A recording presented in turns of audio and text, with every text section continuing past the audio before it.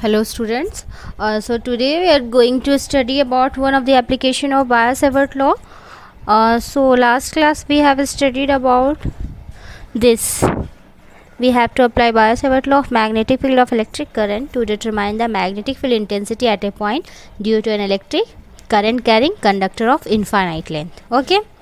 Now we are going to start new application which is apply Biot-Savart law of magnetic effect of electric current to determine the magnetic field intensity at a point on the axis of a circular coil carrying electric current.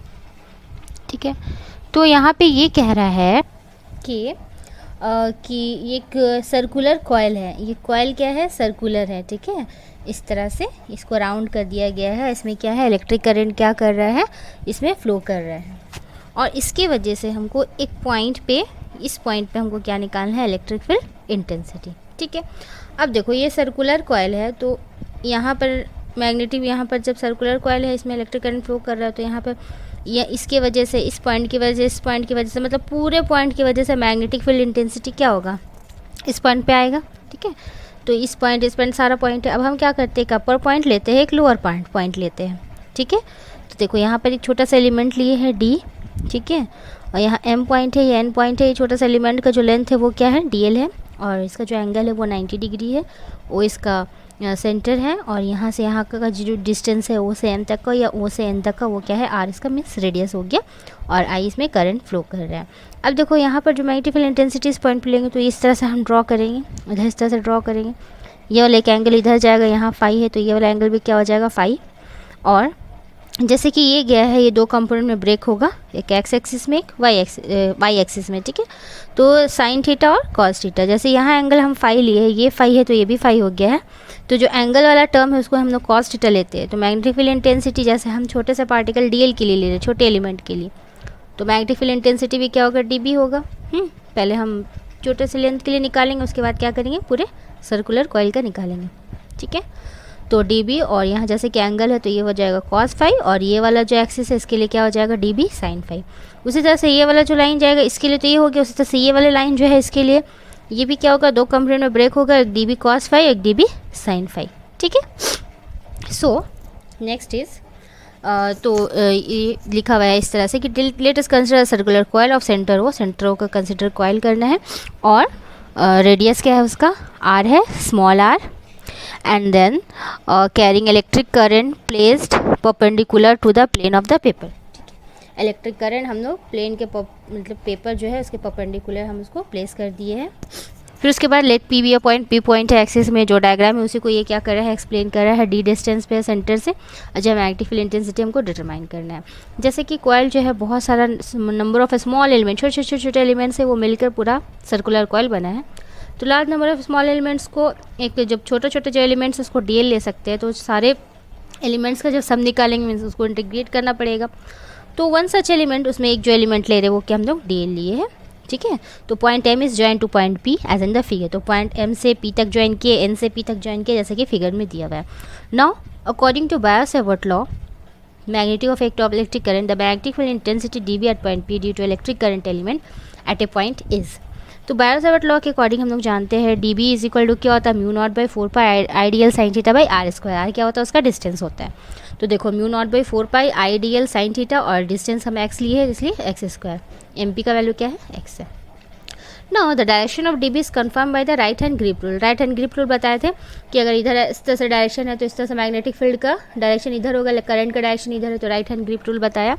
ठीक है, और angle इसके बीच का क्या है? 90 degree. तो यहाँ पर हम साइन थीटा जहाँ है वहाँ 90 डिग्री एंगल पुट कर देंगे by x square. And since sign 90 degree का वैल्यू होता है 1, सो ये 1 हो जाएगा. ये तो पूरा 1 हो गया, तो इसलिए ideal by x square, mu naught by 4 pi ideal by x square. This is our equation 2.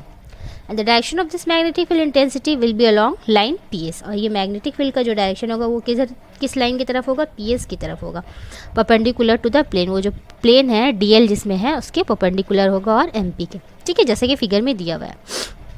So dB can be resolve into two component. dB दो कंपोनेंट में रिजॉल्व हुआ, एक dB cos फाई और एक dB sin फाई. जैसे कि dB cos phi जो है ये एक दूसरे के परपेंडिकुलर है, इसलिए एक दूसरे को क्या करेगा? कैंसिल करेगा. लुक हियर, यहाँ डी बी कॉस फाई, यहाँ डी बी कॉस फाई, दोनों एक दूसरे के ऑपोजिट है, डायरेक्शन क्या है, डिफरेंट है और मैग्नीट्यूड सेम है, तो इसलिए ये वाला कैंसिल हो जाएगा। मेरे पास जो बचेगा वो कंपोनेंट ये वाला बचेगा, D B sine phi, right. तो वही लिखा हुआ है कि let us consider identical element just opposite to the element. ये रिजॉल्व टू कंपोनेंट्स हो गया, ये कैंसिल हो गया। फिर उसके बाद कंसिडर करते हैं आइडेंटिकल एलिमेंट पॉइंट एन में, जैसे एम के लिए हम लिए उसी तरह से अपोजिट में लिए एन के लिए, ठीक है। उसका डायरेक्शन भी हमने राइट हैंड ग्रिप रूल से ये करेंगे। उसके बाद consider the magnetic field intensity due to all the elements, we find the component perpendicular to the axial cancer और each other and the magnetic field intensity due to all circular coil at point P is obtained by integrating d B sine phi. तो इस तरह से मेरे पास था ना, ये सर्कुलर कॉइल है, सर्कुलर कॉइल के इसके वजह से इस पॉइंट पे और इस पॉइंट पे हम लिए थे, तो इस तरह से ये जो गया था। तो यहाँ का जो कंपोनेंट था, इधर वाला जो कंपोनेंट था, मीन जितना परपेंडिकुलर वाला कंपोनेंट ये कैंसिल हो जाता है ना, ये वाला कंपोनेंट मेरा इधर जो स्ट्रेट गया है जो कंपोनेंट वो हम ऐड करते जा रहे थे, ठीक है। उसी तरह से इस पॉइंट पे होगा, इस पॉइंट पे होगा, इसका भी कंपोनेंट इस पॉइंट पे रहेगा। तो जितना भी इस तरह से ऐसे ऐसे ये सारा कंपोनेंट बनेगा कॉस वाला, तो सब एक दूसरे का अपोजिट होगा, ये सब क्या होगा, कैंसिल होते जाएगा। सिर्फ ये वाला कंपोनेंट जो सीधा जाएगा वो मेरा ऐड होगा, ठीक है। सो उसके बाद क्या होगा, therefore the circumference of a circular coil is given by, और सर्कुलर कॉइल का जो सर्कमफेरेंस वो हम लोग इस तरह से लेंगे, तो बी इज इक्वल टू, अब हमको पूरा निकालना है, पूरा निकालना है इन द सेंस मीन्स ये वाला जो सर्कुलर कॉइल है इस पॉइंट का हमको पता चला है ना, इस पॉइंट का भी वैसे ही सेम पता चला। तो अगर हम ये पॉइंट है छोटे छोटे ये पूरा छोटे छोटे एलिमेंट बन के पूरा सर्कुलर कॉइल बनाए, तो हमको पूरा का निकालना है। तो पूरा का कितना होता है value, circumference of a circle 2 pi R होता है, मतलब इसको पूरा को इंटीग्रेट कर देंगे, तो b is equal to D B sine phi, ठीक है। ये क्या है, डी बी साइन फाई मेरा मैग्नेटिक फील्ड इंटेंसिटी जो आया है, ठीक है, जहाँ साइन फाई का वैल्यू क्या है, small r by x. Sine phi देखो, साइन फाई का क्या होता है p बाई एच, परपेंडिकुलर में r डिस्टेंस लिए है और x डिस्टेंस लिए है हाइपोटेनस के लिए, इसलिए r बाई एक्स। तो ये r हो गया, और x को हम लोग क्या लिख सकते हैं, root under R square plus D square, है ना। क्यों, क्योंकि हाइपोटेनस का फॉर्मूला होता है P square plus B square, ये बेस का काम कर रहा है डी स्क्वायर, और ये क्या काम कर रहा है, परपेंडिकुलर का वैल्यू, ठीक है। देखो यहाँ पर दिया हुआ है, so therefore b is equal to, यहाँ पर हम क्या किए हैं कि म्यू नॉट बाई 4 पाई, जैसे डी बी का जो वैल्यू था यहाँ पर, उस डी बी का वैल्यू को यहाँ पुट कर दिया, mu naught by 4 pi I D L by R square, और साइन फाई का जो वैल्यू था वो ये वाला था, उसको यहाँ पर हम पुट कर दिए। उसके बाद यहाँ पर जो मेरा कांस्टेंट टर्म है ये सब बाहर ले लिए, डी एल मेरा लेंथ एलिमेंट चेंज हो रहा है इसलिए ये अंदर है, एंड डी एल इंटीग्रेशन जो पूरा डी एल का वो क्या होता है 2 पाई आर, पूरा सर्कमफेरेंस ऑफ अ सर्कल है ना, इसका इंटीग्रेशन क्या होता है 2 पाई आर। सो यहाँ पर 2 पाई आर पुट कर दिए, जो कैंसिल होना वो कैंसिल हो गया। So b is equal to mu naught by 2, यहाँ आई आर वैसे ही रहा, R square plus D square power 3/2। 3/2 कैसे हुआ, क्योंकि इसका जो पावर है ये क्या है, हाफ है, राइट। ये वाला पावर क्या है, इसका हाफ है, 1/2 है ना। और यहाँ पर एक्स स्क्वायर है, एक्स स्क्वायर में अगर वैल्यू हम पुट करेंगे तो क्या हो जाएगा, x square is equal to what, x is equal to R square plus D square, root under होता है, तो एक्स स्क्वायर क्या होगा, R square plus D square का स्क्वायर, है ना। यहाँ पर ऐसे R square plus D square का स्क्वायर, और प्लस यहाँ पर क्या है आर, सॉरी इंटू है ना, मल्टीप्लाई में है into R square plus D square का पावर में 1/2, ठीक है। तो जब ये पावर को हम ऐड करेंगे तो क्या हो जाएगा, R square plus D square, और क्या हो जाएगा 2 + 1/2, तो कितना ये ऐड कर देंगे तो, है ना। इस तरह से मेरा कितना आ गया आंसर, 3/2।